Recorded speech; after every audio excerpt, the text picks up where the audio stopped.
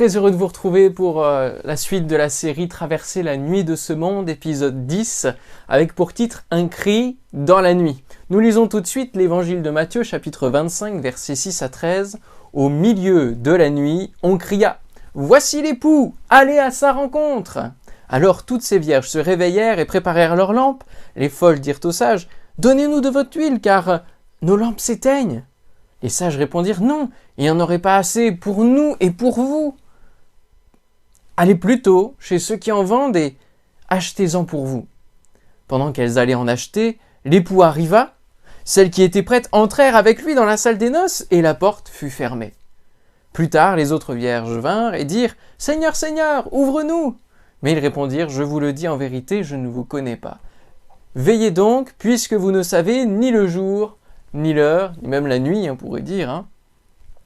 Nous revenons dans cet épisode sur la parabole des 10 vierges qui représente l'Église et qui nous parle de la venue de Jésus à laquelle il faut être préparé et être préparé au bon moment, nous le voyons, avant que la porte se ferme, la porte de la grâce se ferme et que nous ne puissions plus entrer. Nous avons besoin de cette parole pour nous préparer et voir quels sont les signes dans l'histoire et dans notre époque qui nous amènent à comprendre quand est-ce que Jésus va revenir, en tout cas les époques, les périodes.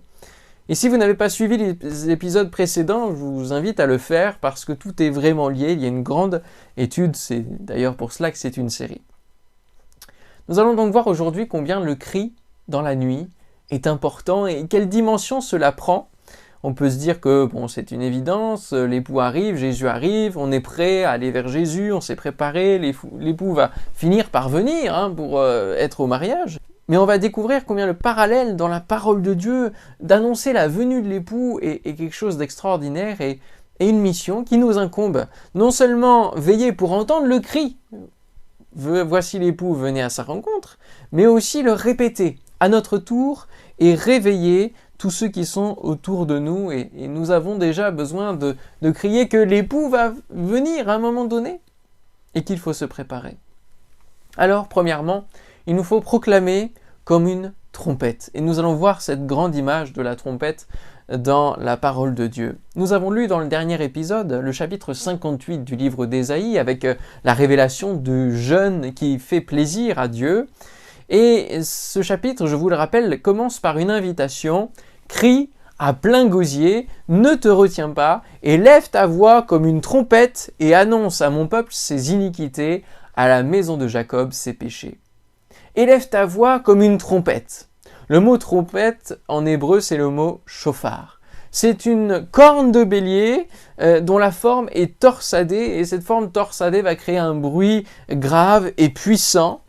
Et la première mention de ce son, de ce mot, se trouve dans l'Exode pour évoquer la conversation de Dieu avec Moïse sur la montagne, alors que Dieu va donner les tables de la loi, les 10 commandements à Moïse. Il va y avoir donc toute cette conversation et c'est ce bruit de chauffard qui va s'entendre de la part du peuple. Dans Exode chapitre 19, versets 16 et 19, le 3e jour au matin, il y eut des tonnerres, des éclairs et une épaisse nuée sur la montagne. Le son de la trompette retentit fortement et tout le peuple qui était dans le camp était saisi d'épouvante. C'est un bruit qui nous saisit véritablement. Le son de la trompette, le chauffard, retentissait de plus en plus fortement. Moïse parlait et Dieu lui répondait à haute voix. Donc on peut se dire que c'est aussi le bruit qui accompagne la présence de Dieu. Il est utilisé dans les fêtes d'Israël et fréquemment pour la proclamation d'un jeûne ou la fin de celui-ci. Nous le voyons dans la destruction de Jéricho avec Josué, où ils ont sonné des trompettes et les murailles se sont effondrées. Nous le voyons aussi lors de la victoire sur Madian avec Gédéon, que nous avons déjà lu aussi. Nous le voyons dans un autre texte lu, celui de Néhémie chapitre 4, pour se rassembler et travailler ensemble. Il est aussi présent lors de l'onction des rois, il est un instrument d'alerte pour la bataille, mais aussi pour louer Dieu. Et son son permet le ralliement, le rassemblement. Voilà ce qu'est une trompette, le chauffard dans toute la parole de Dieu. Et nous le trouvons également dans un texte prophétique, dans Ézéchiel chapitre 33, et qui va nous parler à nos cœurs et qui va nous montrer notre mission de proclamer également comme une trompette. La parole me fut adressée en ces mots.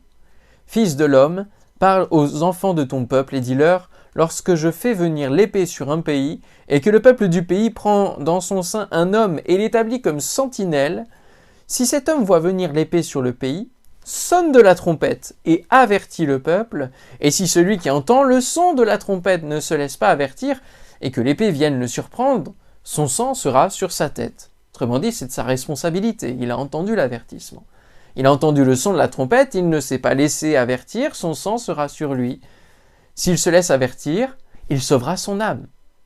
Si la sentinelle voit venir l'épée et ne sonne pas de la trompette, si le peuple n'est donc pas averti et que l'épée vienne enlever à quelqu'un la vie, celui-ci périra à cause de son iniquité, mais je redemanderai son sang à la sentinelle. Et toi, fils de l'homme, je t'ai établi comme sentinelle sur la maison d'Israël. Tu dois écouter la parole qui sort de ma bouche et les avertir de ma part. Quand je dis au méchant, méchant, tu mourras.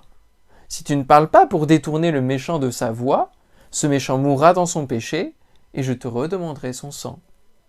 Mais si tu avertis le méchant pour le détourner de sa voie, et qu'il ne s'en détourne pas, il mourra dans son iniquité, et toi, tu sauveras ton âme. Cela nous montre que Dieu, au travers de sa parole, avertit le méchant qu'un jour, le salaire du péché, c'est la mort, et s'il ne se détourne pas de son péché pendant qu'il vit, eh bien, il héritera simplement les conséquences de son péché, à savoir la mort éternelle, l'enfer. Mais que nous avons donc une responsabilité, c'est de permettre que cette parole atteigne ce méchant, que la parole de Dieu soit diffusée, que nous puissions témoigner de ce que nous vivons, de cette bonne nouvelle que nous avons trouvée dans ce champ comme un trésor qui est caché et dont nous jouissons aujourd'hui, tous les jours de notre vie, cette grâce merveilleuse de Dieu. Et donc nous avons besoin en tout cas, nous sommes appelés, et plus qu'un besoin, nous sommes appelés par Dieu à transmettre cette parole-là, à sonner de la trompette et à avertir que le danger de l'enfer les guette, que leur vie ne leur appartient pas et qu'ils ont besoin de trouver Dieu. Nous sommes donc sur cette terre comme les bouches de Dieu, des voix prophétiques. L'Église est la lumière qui permet d'avertir du danger tel un phare dans la nuit en disant « Attention, il y a des écueils, attention, il y a des rochers. Attention, le naufrage est sûr d'arriver si vous ne changez pas de cap, si vous ne changez pas de voie, si vous ne changez pas vos cœurs. » Alors vous, chrétiens, prenez-vous à cœur cette dimension d'annoncer autour de vous ce qui va arriver? Oui, tout est écrit dans la parole de Dieu, dans l'Apocalypse, et nous savons que ce monde court à sa perte, à sa fin. Le mot « avertir » dans ce texte d'Ézéchiel 33 est merveilleux parce qu'il a ses divers sens. Envoyer de la lumière, briller, éclairer, signaler, être brillant. En gros, lorsque vous proclamez comme une trompette, vous brillez encore une fois. Vous êtes la lumière, vous montrez le chemin. La grande mission de Jésus qui nous est confiée avant l'ascension, son ascension, commence par ces mots « aller » et prêcher. Deux verbes qui sont forts et importants. Aller, ça veut dire poursuivre le voyage qui a été commencé. Continuer son voyage, ça peut être aussi traduit par traverser. Et puis prêcher, c'est être un héros. H-E-R-A-U-T. Comme quelqu'un qui annonçait les nouvelles à l'époque, qui annonçait les édits du roi, les nouveaux décrets, les nouvelles proclamations, et qui, au coin des rues, criait les avertissements lorsqu'il y avait la guerre, lorsqu'il fallait faire quelque chose et que le peuple devait réagir. Être un officier comme un héros, proclamer à la manière d'un héros. Voici ce que c'est que prêcher. Et nous sommes tous appelés à témoigner, à proclamer cette parole-là, à crier. Traversons la nuit, avançons, brillons et proclamons au milieu de la nuit. Il faut que le maximum se réveille afin que l'époux arrive. Et il nous faut proclamer au milieu de la nuit ce message. L'époux vient, voici l'époux. Nous avons donc un message qui contient deux parties. Nous sommes appelés à avertir que l'époux peut revenir d'un moment à l'autre, d'un coup, mais aussi que l'épée arrive sur ce monde, qu'il ne faut pas espérer dans un monde meilleur ici-bas. Et lorsque les trompettes de l'Apocalypse sonnent, les forteresses de ce monde tombent. Et elles vont tomber, elles tombent au fur et à mesure. Je vous invite à lire les différentes trompettes dans Apocalypse chapitre 8, versets 6 à 13. Les 7 anges qui avaient les 7 trompettes se préparèrent à en sonner. Le premier sonna de la trompette, et il y eut de la grêle et du feu mêlés de sang qui furent jetés sur la terre. Et le tiers de la terre fut brûlé, et le tiers des arbres fut brûlé, et toute herbe verte fut brûlée. Le second ange sonna de la trompette, et quelque chose comme une grande montagne embrasée par le feu fut jeté dans la mer, et le tiers de la mer devint du sang. Et le tiers des créatures étaient dans la mer, et qui avaient vie mourut. Et le tiers des navires périt. Le troisième ange sonna de la trompette, et il tomba du ciel une grande étoile ardente comme un flambeau, et elle tomba sur le tiers des fleuves et sur les sources des eaux. Le nom de cette étoile est Absinthe, et le tiers des eaux fut changé en absinthe, et beaucoup d'hommes moururent par les eaux, parce qu'elles étaient devenues amères. Juste petite parenthèse, Absinthe, c'est aussi le nom de Tchernobyl, par exemple. Le quatrième ange sonna de la trompette, et le tiers du soleil fut frappé, et le tiers de la lune, et le tiers des étoiles.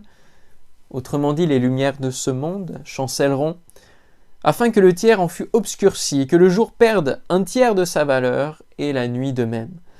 Je regardai et j'entendis un aigle qui volait au milieu du ciel, disant d'une voix forte « Malheur, malheur, malheur aux habitants de la terre à cause des autres sons de la trompette des 3 anges qui vont sonner. » Je vous invite à lire la suite de cette partie d'Apocalypse, qui certes n'est pas facile à comprendre et à décrypter, et puis qui fait état d'un message, d'une partie du message qu'on a du mal à évoquer parce que c'est la partie triste si la personne ne se tourne pas vers Dieu et ne choisit pas le chemin de la vie, mais choisit simplement de suivre le chemin de la mort dans lequel elle est déjà. C'est la partie de l'enfer qu'il ne faut pas ignorer. Et avant que les trompettes de l'Apocalypse se mettent à sonner, ou en tout cas continuent de sonner, nous devons être, nous, la trompette qui avertit. La sentinelle sur la muraille, l'Église qui doit avertir le monde de ces dangers-là. Il ne faut pas espérer dans ce monde. Et puis, l'autre partie, c'est la partie où l'époux revient, et où c'est super d'être avec lui, de suivre les festivités, d'être en sa présence, de goûter combien Dieu est bon, et de le goûter dès maintenant. Et ça, c'est la bonne nouvelle que nous connaissons. Matthieu chapitre 24, versets 36 à 44, nous fait état de ce qui va se passer lorsque Jésus reviendra, lorsque l'époux reviendra. C'est encore un schéma que l'on peut trouver lors de l'époque de Noé, c'est ce que Jésus va dire. Pour ce qui est du jour et de l'heure, personne ne le sait, ni les anges des cieux, ni le Fils, mais le Père seul. Ce qui arriva du temps de Noé arrivera de même à l'avènement du Fils de l'homme. Car dans les jours qui précédèrent le déluge, les hommes mangeaient, buvaient, se mariaient leurs enfants, jusqu'au jour où Noé entra dans l'arche. Et ils ne se doutèrent de rien, jusqu'à ce que le déluge vînt et les emporte tous. Il en sera de même à l'avènement du Fils de l'homme. Alors de 2 hommes qui seront dans un champ, l'un sera pris et l'autre laissé. De 2 femmes qui moudront à la meule, l'une sera prise et l'autre laissée. Veillez donc, puisque vous ne savez pas quel jour votre Seigneur viendra. Sachez-le bien, si le maître de la maison savait à quelle veille de la nuit le voleur doit venir, il veillerait et ne laisserait pas percer sa maison. C'est pourquoi vous aussi, tenez-vous prêts, car le Fils de l'homme viendra à l'heure où vous n'y penserez pas. En prêchant donc, nous disons au monde que tout est écrit, qu'il suffit de voir l'accomplissement des Écritures se faire pour comprendre que la vie et la survie se trouvent là, chez Jésus. Dans ce mariage entre Dieu et les hommes, avec pour lien Jésus-Christ de Nazareth, celui qui s'est livré à la mort, à cause de nous, mais à notre place, pour que nous ayons la vie éternelle. Il revient nous chercher, allons à sa rencontre, aller à sa rencontre, c'est la suite de ce cri. Et une voix prophétique crie dans la parole de Dieu, prépare-toi à la rencontre de ton Dieu. Et une autre voix crie, c'est celle de Jean-Baptiste, repentez-vous, car le royaume des cieux est proche. 1 Thessaloniciens chapitre 4 verset 13 à 18, nous ne voulons pas, frères, que vous soyez dans l'ignorance au sujet de ceux qui dorment, autrement dit de ceux qui sont déjà morts, des frères et sœurs qui sont déjà morts, afin que vous ne vous affligiez pas comme les autres qui n'ont point d'espérance. Lorsqu'il y a un deuil, et que la personne était en Christ, et que nous sommes en Christ, il y a une peine de le voir partir, et qu'il quitte cette terre avant nous, mais nous savons où il demeure. Et nous savons que si nous croyons que Jésus est mort et qu'il est ressuscité, croyons aussi que Dieu ramènera par Jésus et avec lui ceux qui sont morts. Voici en effet ce que nous vous déclarons d'après la parole du Seigneur. Nous les vivants, restés pour l'avènement du Seigneur, nous ne devancerons pas ceux qui sont morts. Car le Seigneur lui-même a un signal donné, à la voix d'un archange et au son de la trompette de Dieu, descendra du ciel, et les morts en Christ ressusciteront premièrement. Ensuite, nous les vivants, qui serons restés, nous serons tous ensemble enlevés avec eux sur des nuées, à la rencontre du Seigneur dans les airs. Et ainsi nous serons toujours avec le Seigneur. Consolez-vous donc les uns les autres par ces paroles. L'an dernier, j'ai eu un rêve de l'enlèvement. Et ce que je retiens le plus, c'est le bruit des trompettes. Et c'est vraiment ça, c'est au signal. Il y a les trompettes, et ce sont des chauffards qui viennent comme avec un vent qui soulève toute chose. Et il y a un souffle qui transporte avec une lumière éclatante. Tout arrive en même temps et en un quart de seconde, une fraction de seconde, on est emporté. 1 Corinthiens 15, versets 51-52, qui nous parle de la résurrection, nous dit « Voici, je vous dis un mystère, nous ne mourrons pas tous, mais tous nous serons changés en un instant, en un clin d'œil, à la dernière trompette. La trompette sonnera et les morts ressusciteront incorruptibles, et nous serons changés. » Ferez-vous partie de ceux qui goûteront à ce merveilleux repas, à cette plénitude avec Dieu, qui rejoindront la salle des noces avec l'époux? Celui qui a crié dans la nuit de ce monde sur la croix, « Tout est accompli ». Est-ce que vous serez avec nous?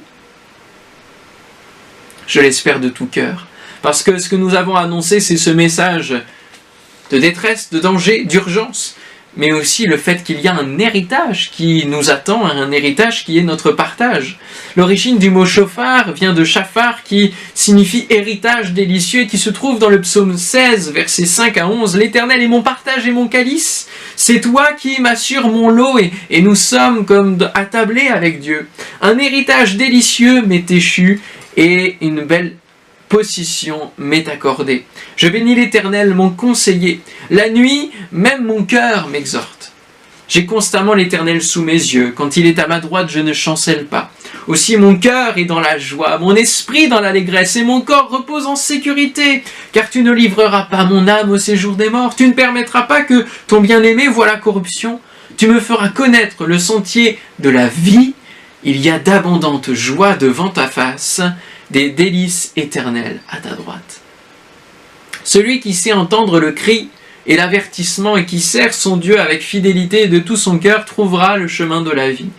Celui qui exhorte son âme chaque jour au bien et à bénir Dieu verra s'ouvrir les portes des cieux. La suite de Matthieu 25 nous raconte ce jour où Christ reviendra, l'étoile brillante du matin, et comment il donnera la promesse à ceux qui sont les siens. Alors nous avons beau entendre, peut-être, maintenant nous l'entendons plus, cette chanson « Jésus revient parmi les siens », mais il y a vraiment un tri qui va se faire. Lorsque le Fils de l'homme viendra dans sa gloire, avec tous les anges, il s'assiera sur le trône de sa gloire. Toutes les nations seront assemblées devant lui, il séparera les uns d'avec les autres. Comme le berger sépare les brebis d'avec les boucs, il mettra les brebis à sa droite et les boucs à sa gauche. Alors le roi dira à ceux qui seront à sa droite « Venez, vous qui êtes bénis de mon Père, prenez possession du royaume qui vous a été préparé dès la fondation du monde. Car j'ai eu faim et vous m'avez donné à manger, j'ai eu soif et vous m'avez donné à boire, j'étais étranger et vous m'avez recueilli, j'étais nu et vous m'avez vêtu, j'étais malade et vous m'avez visité, j'étais en prison et vous êtes venus vers moi. » En plus de la proclamation comme une trompette, nous sommes appelés à vivre le véritable jeûne auquel Dieu prend plaisir, et c'est cela, c'est donner à manger, donner à boire, recueillir l'étranger, vêtir celui qui est nu, visiter celui qui est malade, celui qui est en prison. Que nous puissions vraiment briller par nos paroles, mais aussi par nos œuvres et nos paroles mises en action. Et alors nous verrons cet héritage délicieux venir en partage. En conclusion, heureux le peuple qui connaît le son de la trompette. Il marche à la clarté de ta face, ô Éternel, nous dit le psaume 89, 16. Que dire de plus? Heureux le peuple qui connaît le son de la trompette. Il n'y a plus qu'à croire, se préparer, veiller, bien écouter, avancer et traverser la nuit et vivre la riche vie de Dieu déjà dès maintenant, dès aujourd'hui.